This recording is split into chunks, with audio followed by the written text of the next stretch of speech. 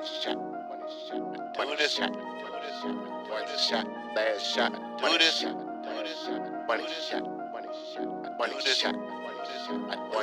in my keep possession on the key possession. I'm OD aggressive when I run the rock.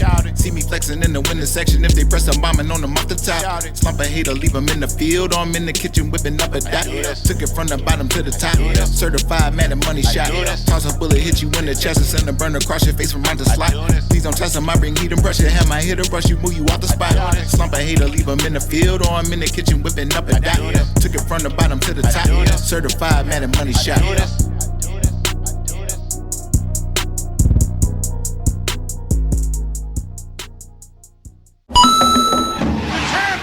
If you guys are looking for fast, cheap, reliable MUT coins, check out my sponsor at MMOXP.com and use discount code MONEYSHOT to get 5% off your order. Link in the description below. The champ is here! Welcome back, Money Team. This is Mad Money Shot, sniffing out the college cheese as always. In today's video, I'm going to show you guys what I think is the hardest rushing attack to stop in the entire game. But before I do, if you guys want to see more videos like this, please make sure to be a subscriber, hit the like button, let me know in the comment section. Other than that, let's get right into the video. Now, a couple of weeks back, I broke down an offense on my Join Now community tab and my Patreon from the Sam Houston Bearcats that I told you guys I thought was one of the best passing offenses in the entire game. Well, it also turns out it's one of the hardest to stop rushing attacks as well, and it's not only in the Sam Houston Bearcats playbook, as you can also find it in the Washington State Cougars and the UTSA Roadrunners, which is a team that I'm going to be trying to use today. As none of these teams are very good, but I wanted to see if any of them were good enough that I could use them more often. And in our first game, we got a major mismatch with the UTSA offense only being rated at a 76 and going up against one of the best defenses in the entire game in the Michigan Wolverines. As the Wolverines have 3 players on the defensive line that are rated above 90, including Mason Graham, who's probably a top 5 pick in the upcoming NFL draft. And they also have the highest rated cornerback in the game in Will Johnson. But that's okay because the Roadrunners have...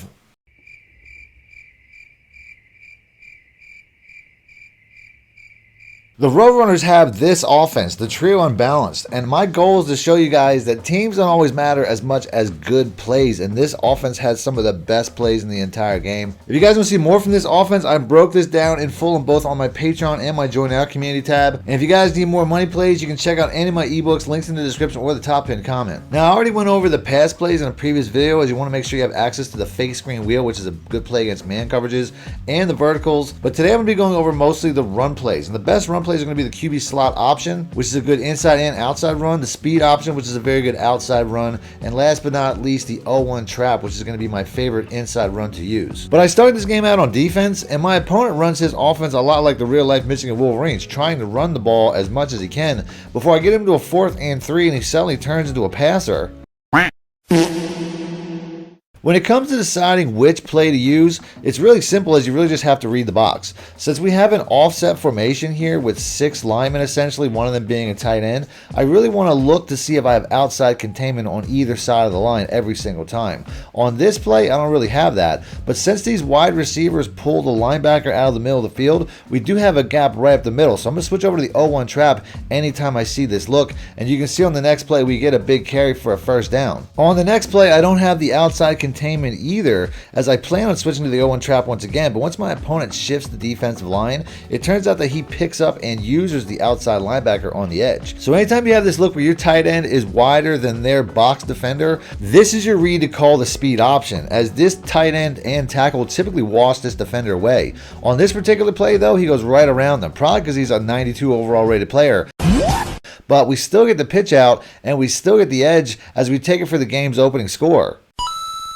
On defense though, his players are literally running right past my defenders, as he scores on the very next play to get right back into the game. Damn it! The one downside to this offense is they don't actually have any RPO plays, as the only play that looks like an RPO in the entire offense is just a bubble screen with no running option. So when I call this play, I really don't have a secondary option and I have to throw it.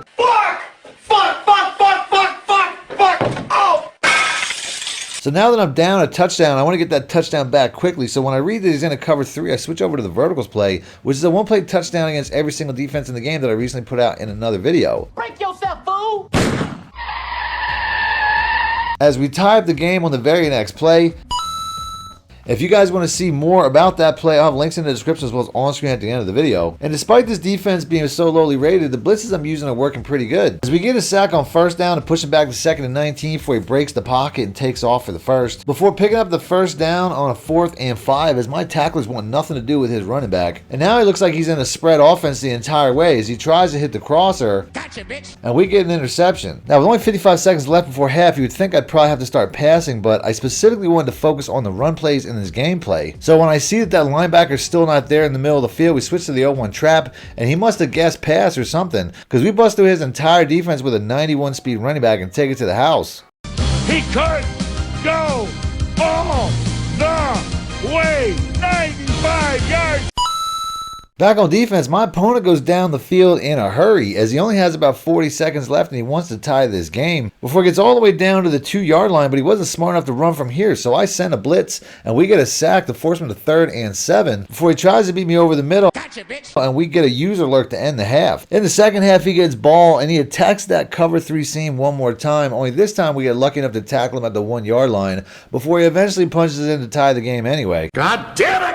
And I guess he gave up on trying to stop my offense as he decides to go for the onside kick instead.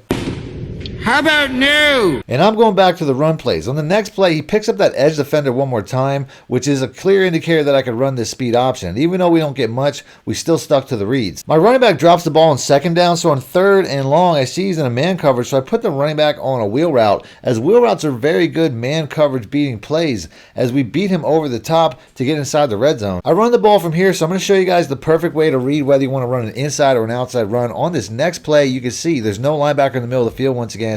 And even though he has 4 down linemen, I switched to the 0-1 trap, and if it wasn't for the fact that I ran into one of the best defensive players in the entire game, I probably would have had a pretty decent run there. On the next play, I noticed that my tight end is outside of his widest tackle box defender. So in this play, I can either switch to the speed option or the QB slot option, as all I really have to do is watch the pitch and read defenders, as I'm going to get the edge every single time with the quarterback, but if they crash down hard on the quarterback like they do here, I'm going to want to pitch it out. As you can see, the pitch defender was there, but we break that tackle and almost get a 1st down. And from here, you know I'm going to go for it. On the next play, anytime you're going against an opponent who's running a man coverage defense like this, you can see all the cornerbacks are in front of all the receivers on the left side, which means that if we go to the other side, there's no cornerbacks out there at all. So switching to the QB slot option once again, if you get this look, you can just take it wide of the entire defense. And he must have known that because he tries to spread his defensive alignment, but there's still not enough defensive players over here as we punch it in to take the lead. Back on defense, though, we're still having the same issue where his receivers are just running right past my cornerbacks, and there's nothing I can do about it.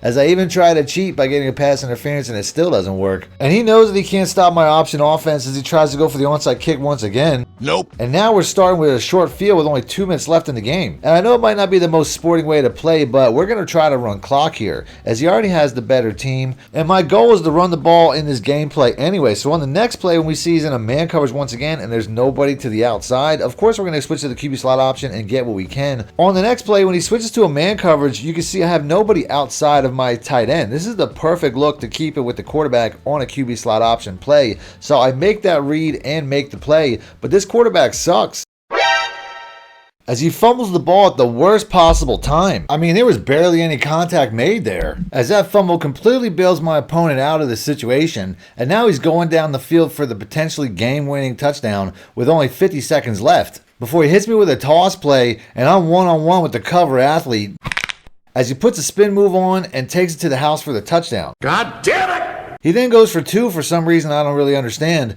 and we do get the stop, leaving the door open for a potential comeback, with 46 seconds left and 2 timeouts. I set up my one-play touchdown, and the play is there, but this terrible quarterback overthrows the ball by a mile. What the fuck is that? Can I ask you a question? You got a moment? Which team do you play for? So I take him out of the game in the hopes that somebody else with a fresh arm can get it done, and we get a horrible animation once again. What? As we get hit while we throw, and he throws it right to the middle linebacker. And my opponent is taking no chances as he just gives me knees inside the 10. as I'm not afraid to show a loss as long as I can show how good this offense was against a much better defense. So I'm going to go to end the video there. If you guys want to see more from the pass play that I was using in this gameplay, I'll have that popping up on the screen right now. It says click links. And until next time, thanks for watching, man. My shit out. Need more help or just want to show your support? Then head over to my Patreon and join my team, where you can get exclusive content like ebooks and bonus plays, as well as early access to my vids and more. Link in the description below.